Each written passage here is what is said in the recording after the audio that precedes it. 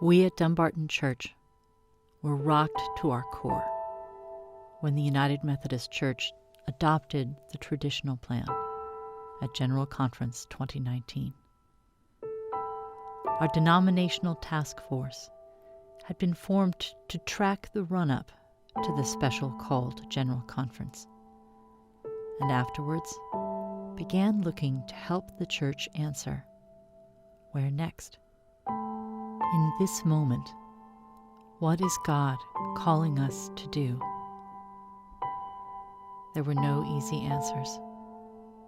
The task force convened forums featuring invited speakers representing different perspectives to help us consider the questions.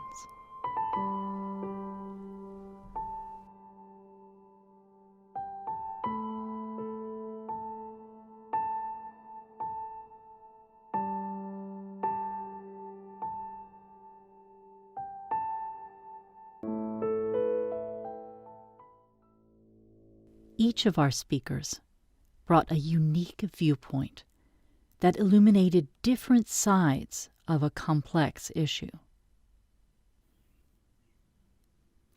Mitty Quinn, Dumbarton parishioner and former chair of the Baltimore-Washington Area Reconciling United Methodists.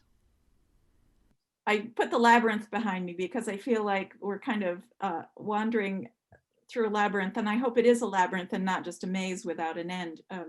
But it feels a little bit more like a maze than a labyrinth right now in the church. Jihei Kim Pak, Dumbarton Director of Digital Ministries and Communications Director for the church's General Commission on Religion and Race. And as an agency, speaking, from G-Corps, we always go into it with hope. We're going to do our best and represent this part of church, this part of the UMC where we really, lift up all voices, especially those voices that are marginalized, those voices that, are not at the table, and know that God's will be done in the end.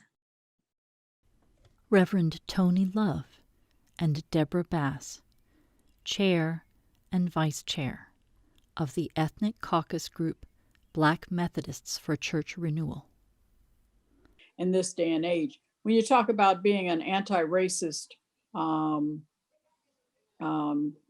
church, what does that look like?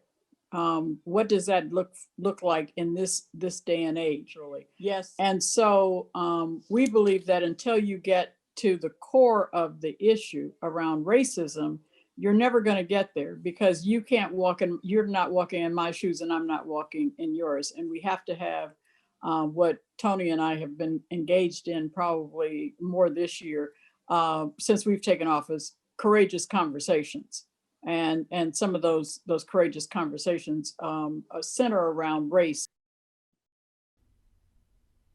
Joy Butler, Reverend Sean McRoberts, and Reverend Alex De Silva Suto, members of Forward, now inactive, and the Liberation Methodist Connection. One last statement that it may seem, and there has been a bit of ink spilled on, liberationists being purists and folks that don't want to play nicely with others. It's not true. It's about recognizing that it's more than a rainbow flag. It's more than, demonstrations or statements. We really need to live in the margins, not in the centers of power, and do it all at once, which is overwhelming, especially in the days we're living now, that economic oppression, latent racism, latent transphobia, all of it, institutional brutality, all of that. So we are just agreeing to support one another and hold one another in love and accountability, without saying, okay, not your turn, wait for another 4 years or wait for another 8 years, and eventually we're gonna get there. Yeah, no, everybody and every every cause is worth investing on. Reverend Lloyd Nyarota, member of Zimbabwe East Annual Conference and one of the drafters of the Christmas Covenant. I don't think dissolving the church is going to help in any way. We are not perfect. I don't believe there's a day we are going to be perfect as a church. But I believe we work together, like what they say, iron sharpens iron. All these struggles that we are having together, all the discussions we are having together, I think it's us going in the process of going through the mill. Until we get there, we'll be in this mill where we have to be sharpened, where we have to be pruned, where we have to shed some things off, where we have to gain some things from everyone. So that is why we use in the Christmas Covenant the concept of Ubuntu, the African concept of Ubuntu. You are because I am. I am because you are. Karen Ellefson and Joanne Sterling, members of New Bracket Memorial Church, which disaffiliated in the wake of General Conference 2019. I think overwhelmingly Bracket is a community church. People go to Bracket to be with their friends, to have, just be with, to be with loving, feel welcome, feel supported.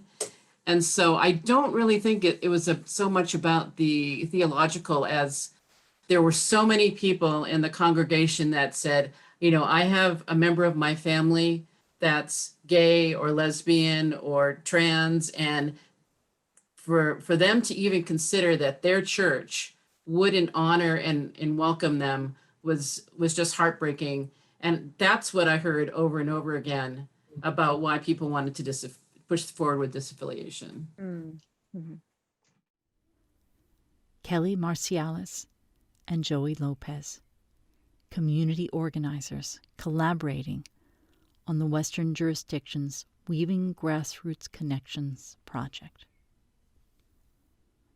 We were thinking about this. This isn't just about Dumbarton's discernment process. Isn't just because Dumbarton has a lot of members who are queer and trans, right? This is about the larger systems of oppression that exist within the church, right? This is about the colonialism that exists within the church. And when you sort of, in my mind, when you shift to a grassroots organizing model, you're flipping that colonial system on its head.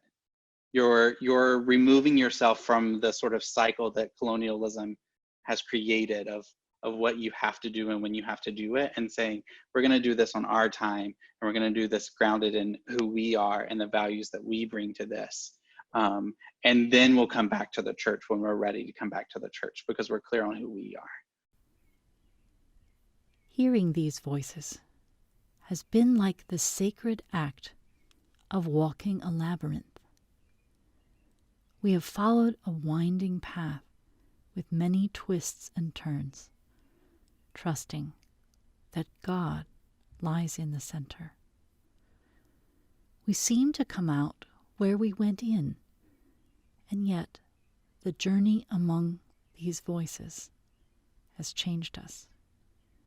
More than any specific plans, some of which have changed over time, it is the perspectives that have transformed us.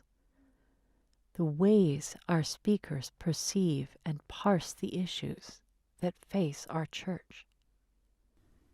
We offer others the chance to hear these words and these perspectives, and to reflect on what their own walking of this labyrinth may offer to them as they seek to hear God's call.